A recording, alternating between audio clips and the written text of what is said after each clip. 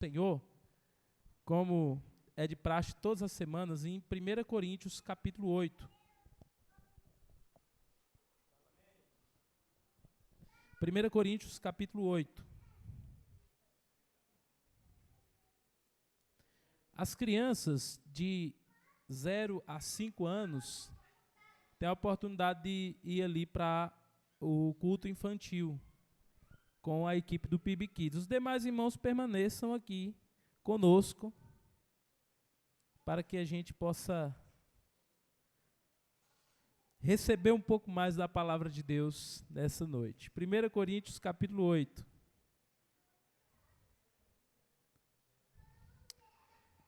Quem encontrou, diga amém. Leiamos a palavra do Senhor. No que se refere às coisas sacrificadas a ídolos, sabemos que todos temos conhecimento. O conhecimento leva ao orgulho, mas o amor edifica. Se alguém julga conhecer alguma coisa, ainda não conhece como deveria conhecer. Mas se alguém ama a Deus, esse é conhecido por ele. Quanto ao comer alimentos sacrificados a ídolos, sabemos que o ídolo por si só nada é no mundo e que não há senão um só Deus. Porque ainda que existam alguns na terra que são chamados de deuses, quer no céu ou sobre a terra, como há muitos deuses e muitos senhores, para nós, porém, existe um só Deus, o Pai, de quem são todas as coisas e para quem existimos, e um só Senhor, que é Jesus Cristo, por meio de quem todas as coisas existem e por meio de quem também nós existimos. Entretanto, nem todos têm esse conhecimento. Alguns, acostumados até agora com o ídolo, ainda comem desses alimentos como se fossem sacrificados a ídolos, e a consciência destes, por ser fraca, vem a contaminar-se. Não é a comida que nos torna agradáveis a Deus, pois nada perderemos se não comermos, e não ganharemos se comermos. Mas tenham cuidado para que essa liberdade de vocês não venham de algum modo a ser tropeços para os fracos. Porque se alguém enxergar você que tem conhecimento, sentado à mesa no templo de um ídolo, será que a consciência daquele que é fraco não será induzida a participar de comidas sacrificadas a ídolos? E assim, por causa do conhecimento que você tem, perde-se o irmão fraco pelo qual Cristo morreu. E deste modo, pecando contra os irmãos, ferindo a consciência fraca que eles têm, é contra Cristo que vocês estão pecando. E por isso, se a comida serve de escândalo ao meu irmão, nunca mais comerei carne, para que não venha a escandalizá-lo. Amém? Glória a Deus. Vamos orar ao Senhor? Oremos. Senhor nosso Deus e eterno Pai, Deus de amor e Pai de infinita bondade, nós te agradecemos porque nesta noite, nesta reunião solene como igreja, temos o privilégio de ouvir a tua santa e poderosa palavra.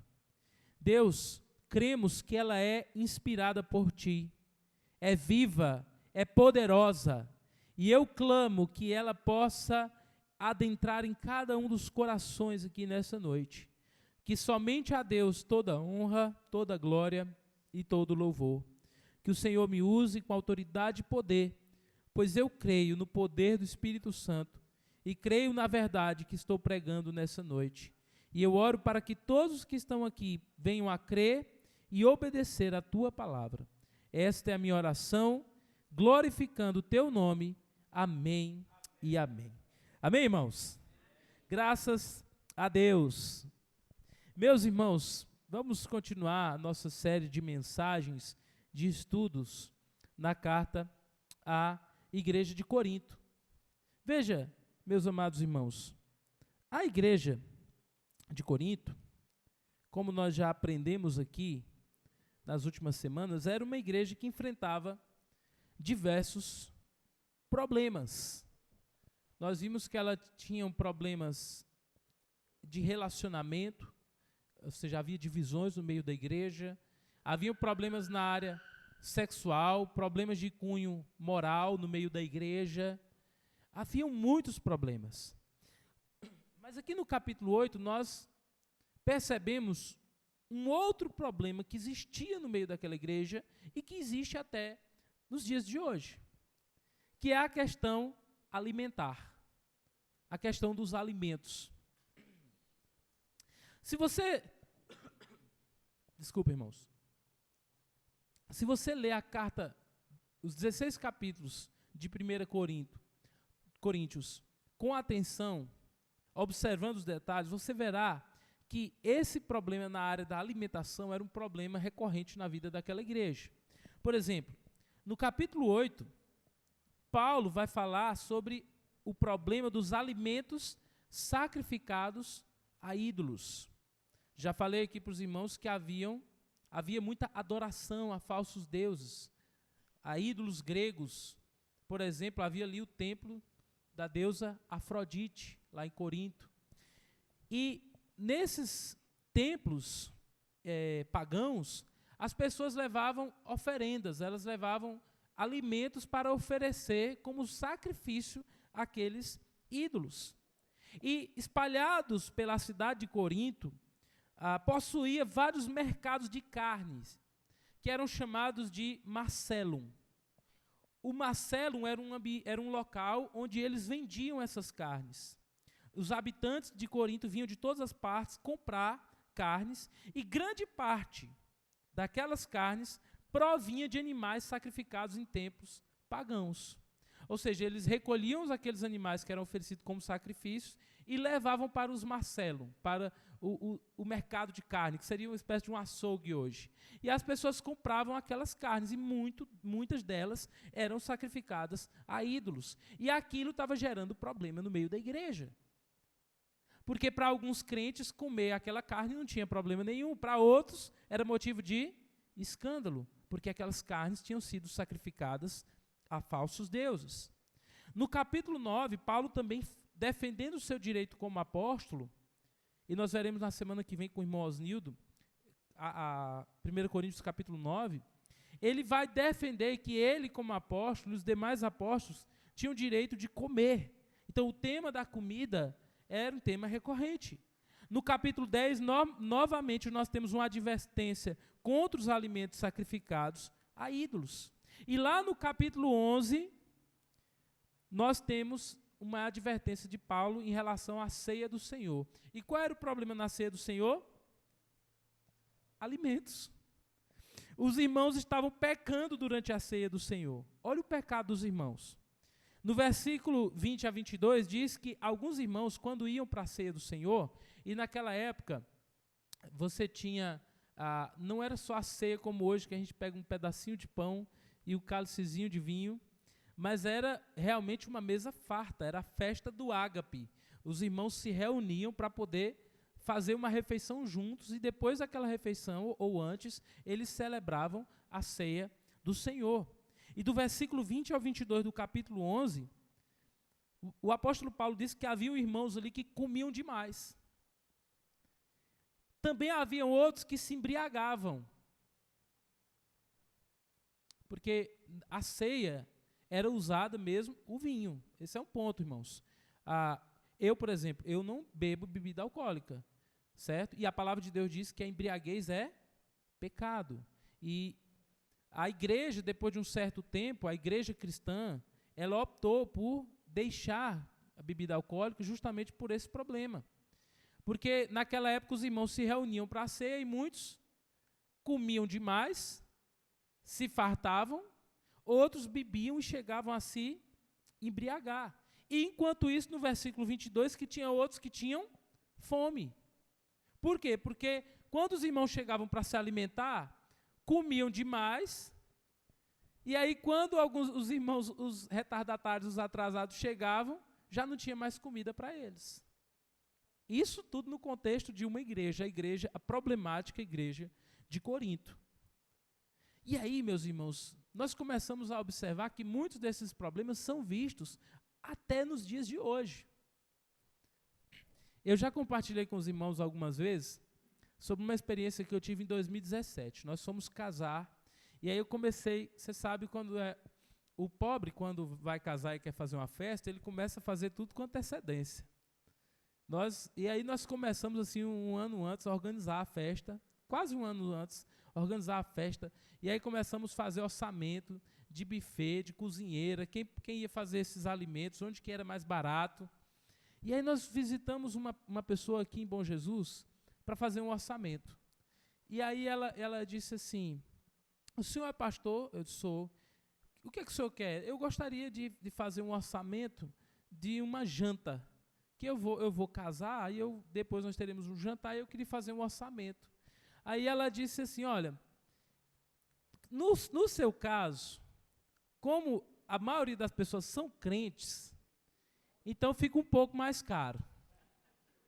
Porque crente come. E aí, meus irmãos, eu ri, aquele riso amarelo, eu disse, não, mas os crentes da minha igreja, eles não comem tanto assim.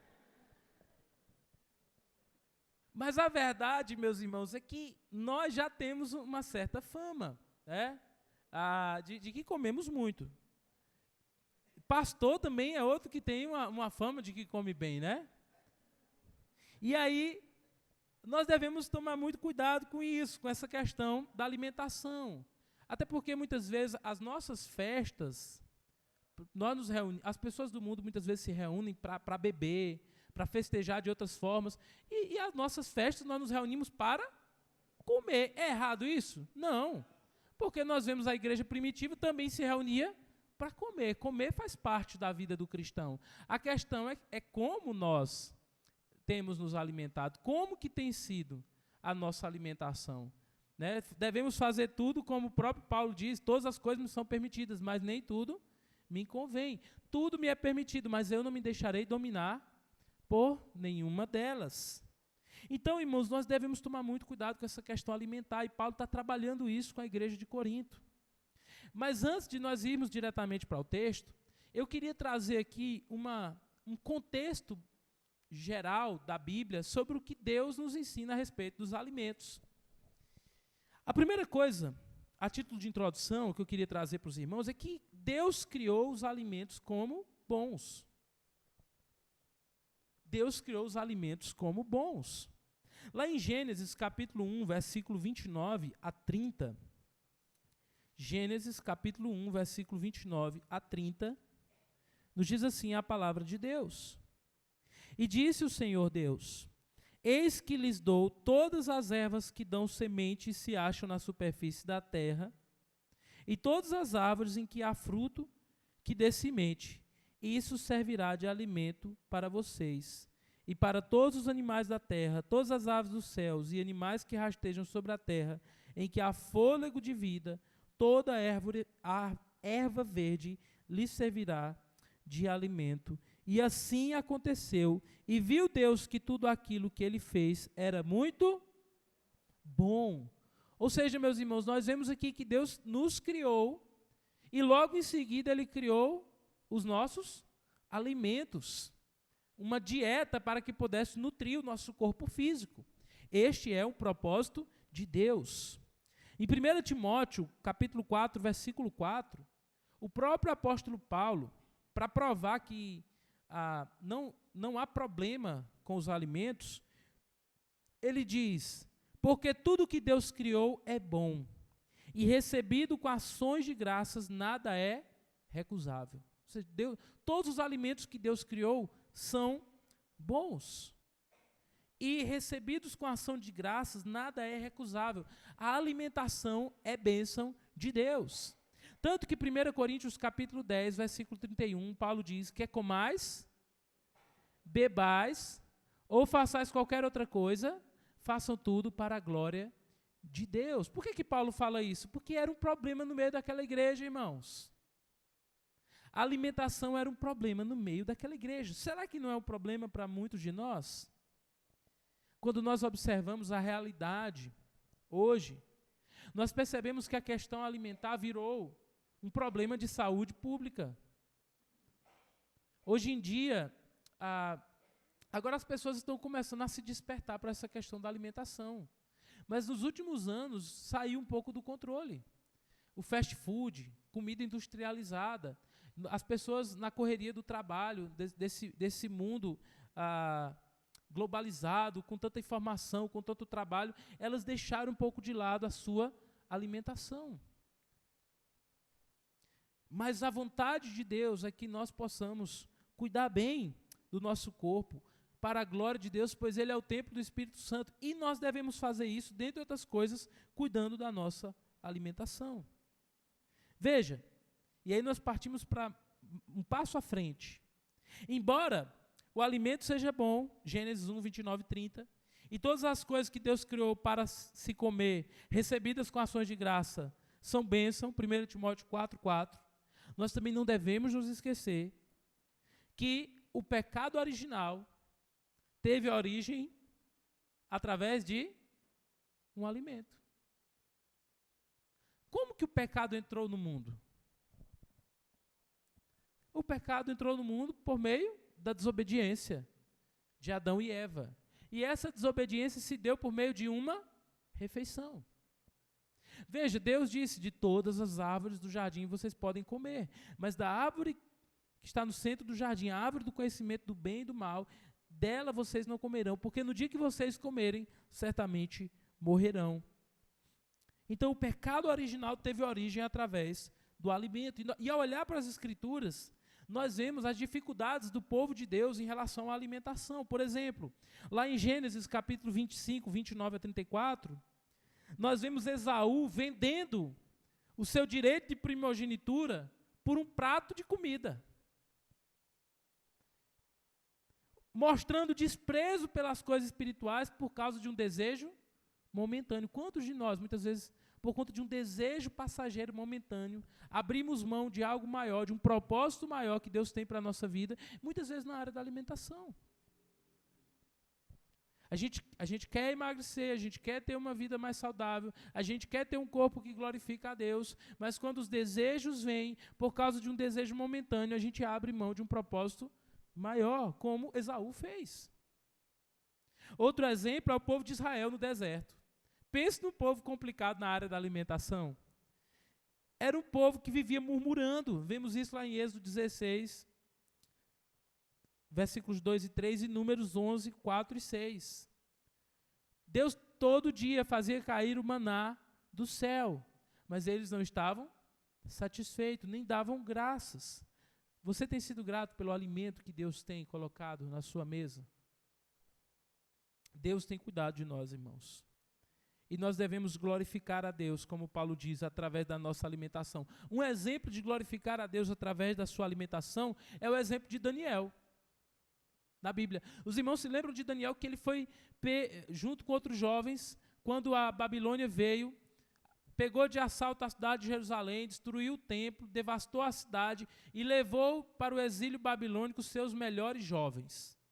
Entre eles estava Daniel e seus 3 amigos. E diz a palavra de Deus, irmãos, lá no capítulo 1 do livro de Daniel, que Daniel e seus amigos recusaram a alimentação que lhes foi oferecida pelo rei. E eles comeram apenas frutas e outros alimentos, porque provavelmente, aquele contexto, o texto fala de carnes e vinhos, provavelmente se falava também de carnes sacrificadas a ídolos. Eles abrem mão daquela alimentação porque entendem que ela não glorificava a Deus. Eles tomam a decisão de ter uma alimentação que glorifica ao Senhor. E isso está por toda a Bíblia, irmãos. Poderia citar diversas passagens. Mas a grande questão da alimentação, embora haja muitos problemas com a alimentação desde o pecado, é a questão da gula e do excesso, que é o pecado por apetite descontrolado. Vamos ler alguns textos. Vou pedir a Manu para me ajudar. Provérbios 23, do 20 ao 21. Provérbios 23, do 20 ao 21. O que nos diz a palavra do Senhor? Vamos ler todos juntos? Não se junte com os beberrões, nem com os comilhões, porque os beberrões e os comilões acabam na pobreza. Olha que interessante, irmãos. E esse é um versículo aqui dito por Salomão, lá no livro de Provérbios, e que nos serve de inspiração. Agora, imagina a igreja, o pastor Paulo subindo diante da igreja de Corinto e lendo esse versículo. Né? Se era um problema recorrente na vida daquela igreja. Vamos ler Filipenses 3, versículo 19. Esse texto é muito forte. E é interessante, irmãos, que esse era um problema comum dos gregos. Assim como a cidade de Corinto, a cidade de Filipos era uma cidade grega. Olha o que diz Filipenses 3,19. Filipenses 3,19. O destino deles é a perdição. O Deus deles é o quê? O ventre. E a glória deles está naquilo de que deviam se envergonhar, visto que só pensam nas coisas terrenas. Ou seja, ele fala daquelas pessoas ali, naquele contexto, que viviam pelos prazeres da carne, os desejos do mundo. E ele disse que para essas pessoas o seu Deus era o ventre. Meus irmãos, a alimentação é uma coisa tão séria, à luz das Escrituras, da palavra de Deus, que quando Deus revelou a lei a Moisés, lá no Monte Sinai, ele deu leis específicas sobre a alimentação. Toda a alimentação do povo de Deus no Antigo Testamento era regulada sob a lei de Moisés. Quando nós lemos o livro de Levítico, a instrução sobre cada detalhe da alimentação. Por exemplo, havia uma lista dos animais puros e impuros, porque Deus está preocupado com aquilo que seu povo come. Nós glorificamos a Deus não somente quando nós estamos na igreja cantando, quando nós estamos batendo palmas, louvando a Deus, mas segundo 1 Coríntios 10:31, quando a gente senta à mesa e a gente vai para a panela para poder servir o nosso prato, ali também nós adoramos ou não ao nosso Deus. Nós glorificamos ou não ao nosso Deus. Graças a Deus que lá no Antigo Testamento, a alimentação era regulada sob a lei de Moisés. Em Cristo, todas as restrições alimentares foram removidas. Amém? Então nós não temos mais que nos preocupar com isso, no sentido de que certos animais são puros e certos animais impuros. Depois da vinda de Cristo, Paulo diz, tudo que Deus criou é bom e recebido com ações de graças, nada é recusável. Então nós podemos comer de tudo hoje, graças a Deus. Mas a Bíblia diz, o Novo Testamento nos ensina que o crente pode comer de tudo, mas ele não diz que o crente pode comer tudo de uma vez. Então nós devemos fazer tudo com decência e ordem. Nós devemos ter direcionamento e sabedoria na nossa alimentação. Outro princípio interessante é que o corpo é templo do Espírito Santo. Eu fiquei refletindo sobre isso. 1 Coríntios capítulo 6, versículo 19 a 20 fala sobre isso. Glorificai a Deus no vosso corpo. Glorificai a Deus no vosso corpo. Nós precisamos cuidar melhor da nossa saúde, inclusive eu. Né? Nós precisamos ter sabedoria, irmãos, em como nós nos alimentamos, em como nós cuidamos do nosso corpo, porque isso glorifica o nome do Senhor. Quer comais, quer bebais, façam tudo para a glória de Deus.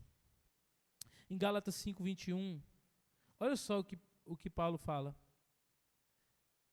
Quando ele vai listar as obras da carne, ele vai dizer, invejas, bebedice, glutonarias e coisas semelhantes a estas. São as obras da carne, a respeito das quais eu vos declaro, como já outrora vos preveni, que não herdarão o reino de Deus aqueles que vivem nestas práticas. Então, o que ele quer dizer com viver nessa prática? Não é alguém que, por acaso, erra, ou um dia que você foi lá e teve uma festa, você estava muito feliz e comeu bem. Isso, meu irmão, ninguém perde a salvação por causa disso.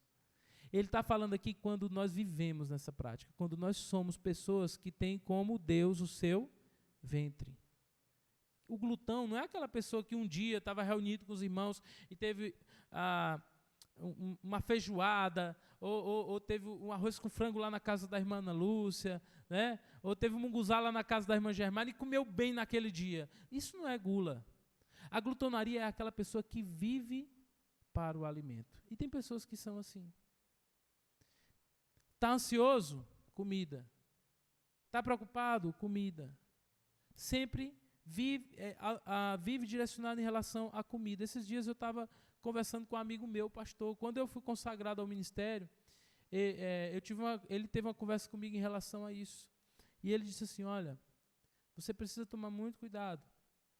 Porque eu não sei se os irmãos já perceberam que é muito comum você ver pastores, à medida do tempo de ministério, a barriguinha vai crescendo.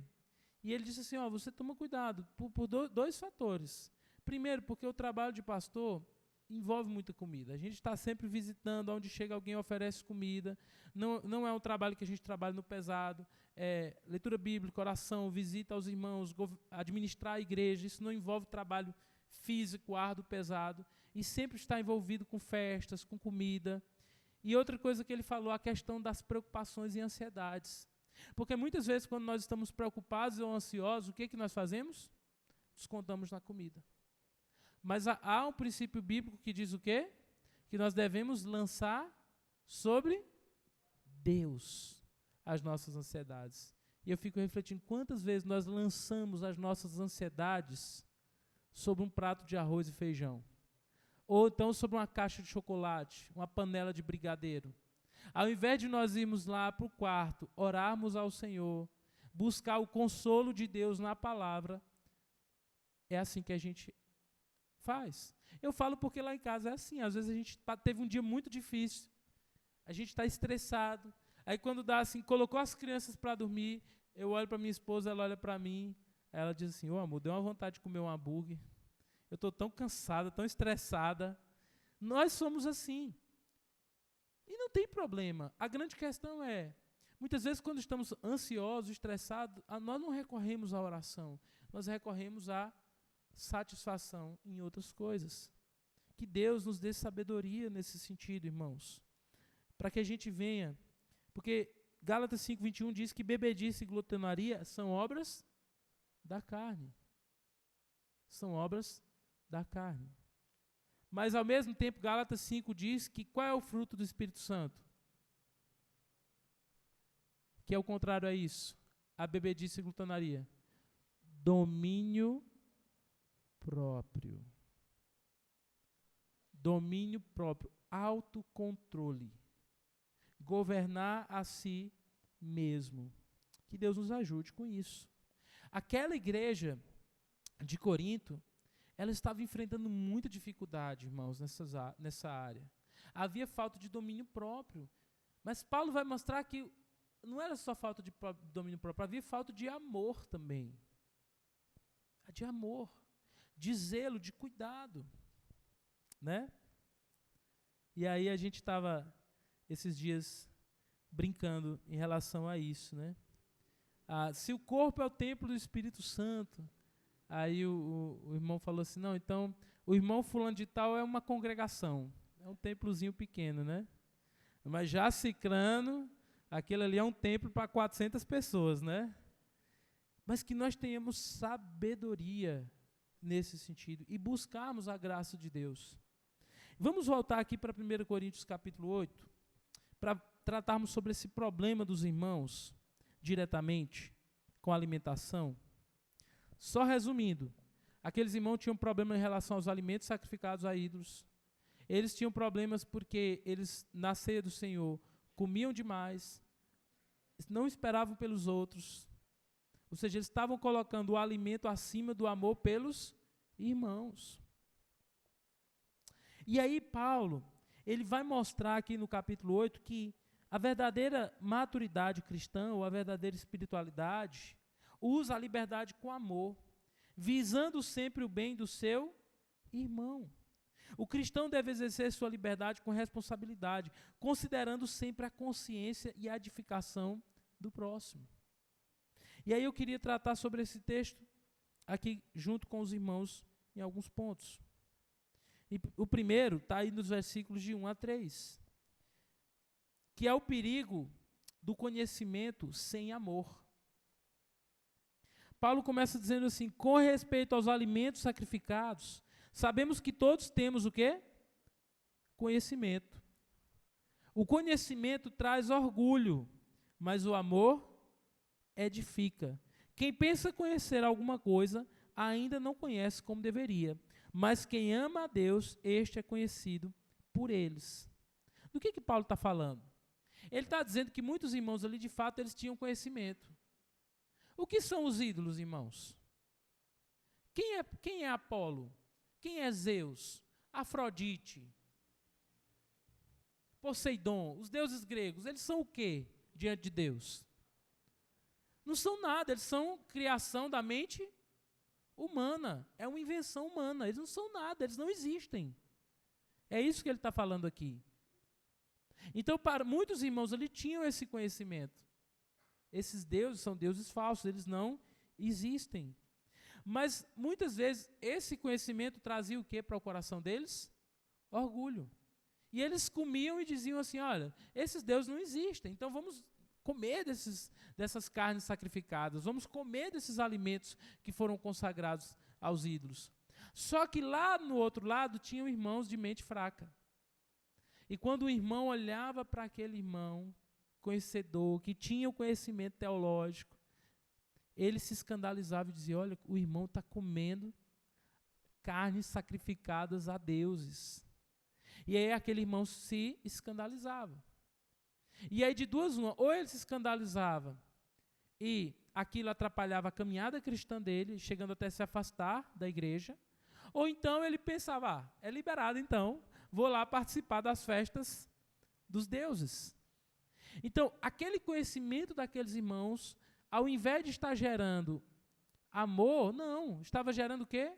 Orgulho. Orgulho. Certa vez eu fui recebi aqui um missionário e nós levamos ele para comer uma galinha caipira, né, que é um prato típico aqui da nossa cidade. E aí nós chegamos para comer aquela galinha caipira e aí pedimos a galinha caipira e eu pedi daquele jeito que a gente gosta, né, irmã Edilberto? Irmã Edilberto sabe como. Irmã Edilberto disse que é a galinha do Novo Testamento. E aí a gente pediu e aí a pessoa disse assim, como que é esse negócio aí? Aí eu fui e falei para ele, olha, era assim, assim. Irmão? E aí ele estranhou muito. Mas eu debati com ele, ele era meu convidado, meu irmão em Cristo. E eu disse, meu irmão, eu quero lhe pedir desculpas.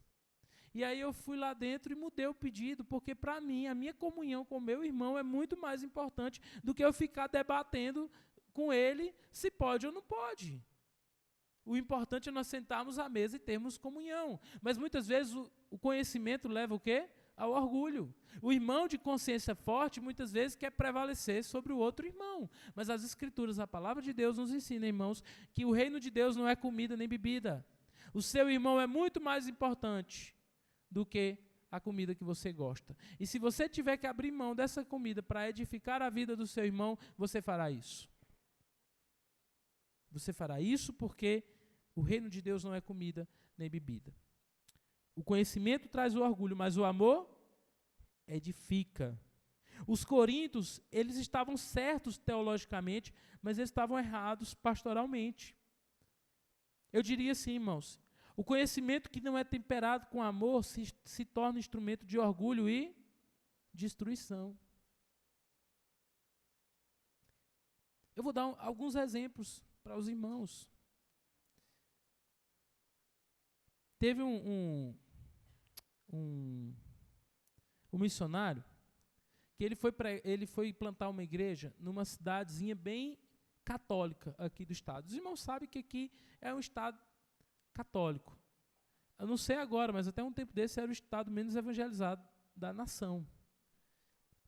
E esse irmão chegou lá junto com a sua esposa, começaram a pregar a palavra de Deus, mas a igreja não andava. A igreja não avançava.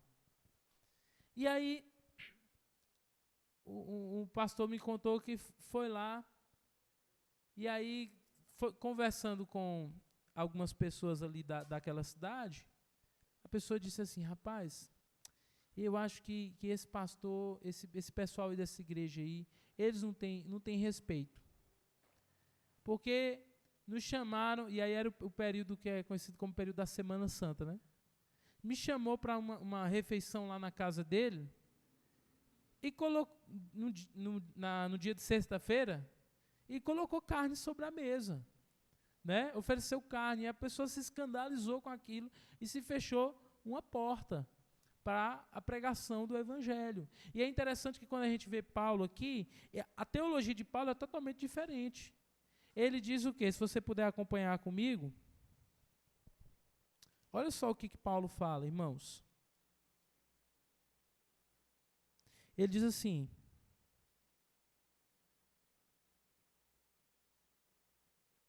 verso 8, a comida, porém, não nos torna aceitáveis diante de Deus, e não seremos os piores se não comermos, nem melhores se comermos. E aí muitas vezes alguém me convida, uma pessoa que não é cristã, vem almoçar aqui durante esses dias aqui da Semana Santa. E aí quando eu chego lá, tem um peixe, né? O pessoal só come peixe nesse período. E eu vou lá e como peixe com aquela pessoa, com maior alegria, e eu aproveito para pregar a palavra de Deus para ele, para anunciar o Evangelho para aquela pessoa. Aí tem crente não, que chega lá e começa o quê? O que a pessoa começa a fazer? Ofender, falar certas coisas, querer persuadir as pessoas. Meu irmão, prega a Cristo. Se Cristo entrar na vida dessa pessoa, daqui 2, 3 anos você vai estar comendo um churrasco junto com ela. Mas anuncie a Cristo. Muitas vezes, ao invés de pregar a Cristo, nós queremos impor os nossos costumes sobre as outras pessoas. Então, para Paulo, o conhecimento sem amor não edifica. E nós devemos sempre levar em consideração os nossos irmãos. Amém? Segundo, a verdade, ele vai falar sobre a verdade teológica, sobre os ídolos e o Deus verdadeiro, versículos de 4 a 6. Ele diz, portanto, em relação aos alimentos sacrificados aos ídolos, sabemos que o ídolo não significa nada e que só existe um Deus. Pois mesmo que hajam os chamados deuses, com Deus minúsculo, quer no céu, quer na terra, como de fato há muitos deuses e muitos senhores, para nós, porém, há um único Deus, o Pai de quem vêm todas as coisas e para quem vivemos, e um só Senhor Jesus Cristo, por meio de quem vieram todas as coisas e por meio de quem vivemos. Ou seja, ídolos não são nada. Você sabe disso. Isaías 44, do 9 a 20, Isaías profetizando e falando a respeito da idolatria, ele diz que um homem, ele sai até a floresta, ele corta uma árvore e ele traz um pedaço de pau. Com uma parte daquele pedaço de pau, ele põe no fogo e faz a sua refeição, a sua comida. E o outro pedaço de pau, ele vai lá e vai esculpir uma figura humana, e aquilo se torna o seu Deus. Ou seja, ídolos ou deuses não são nada. Para nós cristãos, há um só Deus e um só Senhor, que é Jesus Cristo. A teologia correta é essencial, mas tudo deve estar a serviço do amor. E aí é onde nós chegamos nos versículos 7 a 12, quando Paulo vai nos ensinar que nós devemos ter o cuidado com a consciência do irmão mais fraco. Verso 7, contudo, nem todos têm esse conhecimento. Alguns, ainda habituados com ídolos, provavelmente novos convertidos, comem esse alimento como se fosse um sacrifício idólatra. E como a consciência deles é fraca, esta fica contaminada. E aí tem um ponto interessante. Por exemplo, a Bíblia diz, a Bíblia não diz em nenhum local na Bíblia que, por exemplo, você beber vinho é pecado. Essa é a verdade. Mas a palavra de Deus diz que embriaguez é pecado. E a palavra também de Deus diz o quê? Que nós devemos fazer tudo pensando na edificação do nosso irmão. E que nós não devemos ser pedra de tropeço para os nossos irmãos. E aí tem muitas pessoas, mas em Cristo eu sou livre. E aí a pessoa sai de casa, vai até um restaurante na cidade, ou o que seja, e vai lá e começa a beber. Uma pessoa reconhecidamente cristã, membro de uma igreja, ela está bebendo lá, está com várias garrafas em cima da mesa, e ele diz assim, em Cristo eu sou livre. Mas ele não pensa nos ímpios que veem aquelas coisas e é uma pedra de escândalo. Ele não pensa em novos convertidos, muitas pessoas que chegam na igreja com problema com bebida alcoólica. Isso é falta de amor. Você pode até na sua consciência não estar pecando, mas contra Deus você está pecando. Porque o seu conhecimento lhe enche de orgulho e ao invés de glorificar a Deus e pensar nos irmãos e pensar no seu testemunho como cristão, você coloca o seu prazer em primeiro lugar. Isso é pecado. Isso é pecado. E Paulo vai deixar isso muito claro. Nem todos têm a mesma compreensão e maturidade. E quando nós usamos essa liberdade sem amor, podemos destruir a fé de um irmão. Ferir a consciência de um irmão é a mesma coisa de pecar contra Cristo. Verso 12, quando você peca contra os seus irmãos, fere a consciência deles e peca contra Cristo. Em outra passagem da Bíblia, Paulo é bem mais duro. Ele diz, e Jesus muito mais nos evangelhos, quando ele diz que melhor seria amarrar ao pescoço dessa pessoa que faz tropeçar os pequeninos uma pedra de moinho e lançar no fundo de um poço. Então nós jamais devemos usar do nosso conhecimento, da nossa consciência, para levar os outros a pecar. E aí nós vamos para o próximo ponto, que está aí no versículo 13. Quando Paulo diz assim: portanto, se aquilo que eu como leva o meu irmão a pecar, nunca mais comerei, para não fazer meu irmão tropeçar. E aqui, para mim, Paulo é muito enfático. Paulo está dizendo que por amor a Cristo e aos nossos irmãos, se necessário, nós deixaremos de comer. Porque o reino de Deus é isso. Ah, mas eu não abro mão disso. Pense em Cristo e pense nos seus irmãos. Romanos 14, versículo 17 a 22, Paulo trata um pouco mais a respeito disso. Romanos 14, 17 a 22. Quando ele diz assim: porque o reino de Deus não é comida nem bebida, mas justiça, paz e alegria no Espírito Santo. Aquele que deste modo serve a Cristo é agradável a Deus e aprovado pelas pessoas. Então, muitas vezes, o nosso testemunho mais afasta as pessoas do que aproxima. Pregue a Cristo. Anuncie a Cristo. Assim, pois, sigamos as coisas que contribuam para a paz. Então, se você tem um seu irmão ou uma pessoa que você conhece, que não come determinado alimento, você vai entrar em discussões intermináveis com essa pessoa? Não. Siga, Paulo deixa muito claro, a paz. Quando você estiver na sua casa, você come o que você quiser, meu irmão. Mas no contexto da comunhão da igreja, pense sempre na igreja e pense no seu testemunho como cristão. E ele diz: e também as que são para edificação mútua, não destrua a obra de Deus, por causa de comida, verso 20. Todas as coisas, na verdade, são puras, mas não é bom quando alguém come algo que causa escândalo. É bom não comer carne, nem beber vinho, nem fazer qualquer outra coisa que leve um irmão a tropeçar. E aí nós temos, agora, queria falar mais uma coisa, nós estamos, essa pregação foi muito oportuna para os dias que nós estamos vivendo. Mês de junho. E a gente sabe muito bem que aqui no Nordeste nós temos as festas juninas. O que são as festas juninas, irmãos? São festas a ídolos. Ah, não, é uma manifestação cultural. Quem é São João, São Pedro, Santo Antônio? Se não são imagens de escultura que recebem adoração. Não é, então são festas a ídolos. É isso que a Bíblia nos ensina. Né? E aí, muitas vezes, no contexto dessas festas juninas, você tem o quê? As chamadas comidas típicas. Rapaz, quem que não gosta? Eu não sei os irmãos, mas todas essas comidas que são chamadas comidas típicas, eu gosto de paixão. Tudo que é feito de milho eu gosto. Né? Tudo que é feito de milho eu gosto. Eu gosto de comida nordestina, isso é muito bom. Né? E aí a grande questão é, comer ou não comer? Aí, esse é o ponto interessante, irmãos. O texto diz que os deuses não são nada. E que tudo que é recebido com ação de graças pode sim comer. Então nós podemos comer.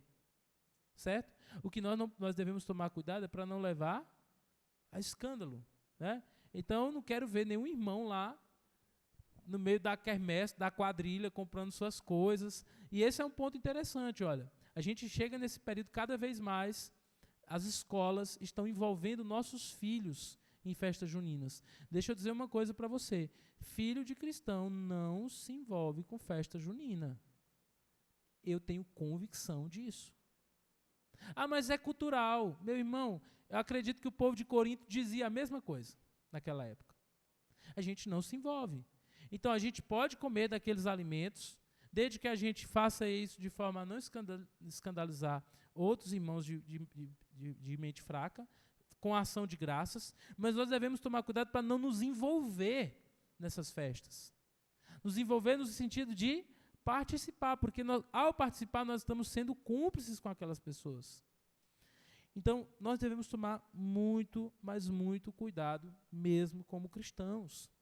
Né? Tomarmos cuidado para não nos envolvermos, porque o nosso objetivo é glorificar a Deus.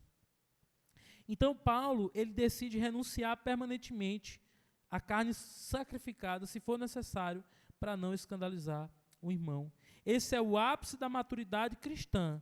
Abrir mão do que eu posso fazer pelo bem do outro. Ah, Deus não é pecado. Mas se eu para tropeçar, fazer o meu irmão tropeçar, eu prefiro não fazer. Ou se eu fizer, eu vou fazer de uma forma reservada, para não trazer escândalo. Você tem o contexto da sua casa, você tem o seu contexto da sua vida pessoal, onde você pode comer o que você quiser, dando graças a Deus, não é pecado. Mas você deve tomar cuidado para não escandalizar o seu irmão. Amém? Porque essa é a vontade de Deus. E aí eu queria caminhar aqui para o final dessa mensagem, dizendo, irmãos, que a pergunta que nós devemos fazer é: posso fazer isso? Não é essa. A pergunta é: ao fazer isso, Deus está sendo glorificado? Quer com mais, bebais ou faça outra coisa, faça tudo para a glória de Deus. E segundo, eu estou edificando meu irmão ou estou levando ele a pecar? Quando eu faço isso. Então, o verdadeiro cristão, ele conhece a verdade, vive em amor e edifica os seus irmãos. Liberdade sem amor destrói, mas liberdade com amor constrói. E aí, meu irmão, nós devemos examinar a nossa vida. E aí tem um ponto interessante ainda sobre esse texto. A igreja de Corinto tinha tanta dificuldade com essa questão da alimentação, que quando se reuniam para comer, eles não esperavam uns pelos outros. E aqui tem um ponto interessante: quando nós, como igreja, nos reunimos para comer, a gente sempre deve entender que o propósito daquela reunião não é a comida, é a comunhão. E eu, ao comer, devo me lembrar dos meus irmãos. Porque Paulo está ensinando isso lá em 1 Coríntios capítulo 11. Porque mais importante que a comida no reino de Deus é o amor que nos une em Cristo. E o nosso prazer não está simplesmente na comida. O nosso prazer está na comunhão verdadeira com Deus e na comunhão com os nossos irmãos. Amém, irmãos? Deus seja louvado, que o Senhor nos ensine a nos relacionar de forma correta, bíblica, agradável com os alimentos e sempre tomando cuidado com aqueles que são fracos na fé. Nós devemos sempre tomar cuidado. Que Deus em Cristo nos abençoe, nos ajude a ter sabedoria, a termos equilíbrio, moderação, domínio próprio e sabermos, como diz Romanos 14, que o reino de Deus não é comida nem bebida, mas justiça, paz e alegria no Espírito Santo. Aquele que deste modo serve a Deus, Cristo, é agradável a Deus e aprovado pelas pessoas. Louvado seja o nome de Jesus. Mas eu queria trazer uma última palavra, meus irmãos, falando que a comida é uma bênção. Deus criou a comida como uma bênção. Você sabia que vai ter comida no céu? Quando o reino de Cristo vier, nós vamos sentar com Ele à mesa. Jesus, na última ceia, disse: não comerei deste pão até que venha o quê? O reino de Deus. A Bíblia fala sobre lá, o reino de Deus e a Nova Jerusalém, fala sobre a árvore da vida. a alimentação é algo maravilhoso. A própria ceia do Senhor, ao deixar as ordenanças, Jesus deixou o batismo e a ceia, que é o quê? Comer. Comer é algo maravilhoso. E nós devemos saber usar isso. E eu queria perguntar, você tem usado isso para edificar pessoas? Eu conversava hoje com a minha esposa a respeito disso. Quando a gente abre a nossa casa e chama alguém para comer com a gente, parece que Deus usa aquilo de forma especial. Alguns dos melhores momentos que a gente tem de aconselhamento, de oração, de abrir o coração é diante de uma mesa, partindo pão. Então, a Bíblia diz que nós devemos praticar a hospitalidade. A Bíblia diz lá em Atos capítulo 2 que a igreja estava reunida como? No templo e de casa em casa. E todos os dias eles faziam o quê? Partiam o pão e comiam as refeições com alegria e singeleza de coração. A igreja que come junto é a igreja que tem comunhão verdadeira no Senhor. Então, isso é algo maravilhoso. Abra a sua casa para os seus irmãos. Convide pessoas para vir fazer refeições com você. Isso mostra o amor verdadeiro. Cristo, ele se preocupava com as pessoas. A minha esposa, eu acho muito interessante ela conversando sobre isso. Às vezes ela está lá em casa e aí eu vejo que ela está, às vezes, ela é muito mais generosa do que eu. E ela está batendo um bolo e aí eu digo assim, eita, amor, está fazendo um bolo. Ela disse, eu estou fazendo esse bolo aqui, mas não é para a gente, não. Estou fazendo esse bolo aqui que eu vou levar para o irmão, para a irmã fulano de tal. Como isso é maravilhoso, irmãos. A comida glorifica a Deus. Jesus se preocupava se o povo que estava ali, ao lado dele, ouvindo os seus ensinamentos, estava de barriga cheia. Está lá em João capítulo 6. Ele olha para aquelas multidões e diz assim, tem alguma coisa para nós darmos para esse povo? E aí os discípulos dizem, olha, essa hora do dia não tem mais como a gente conseguir esse alimento. E Jesus então faz a multiplicação e alimenta aquela multidão, porque isso é maravilhoso. Nós devemos alimentar, nutrir as pessoas, devemos abençoar os nossos irmãos. Isso, de fato, glorifica a Deus. E, inclusive, a Bíblia diz que a verdadeira religião, pura e sem mácula, é aquele que assiste os órfãos e a viúva em suas dificuldades. Então, nós também temos não só pensar em nosso pão, mas também em como nós devemos alimentar aqueles que mais precisam, no contexto da igreja.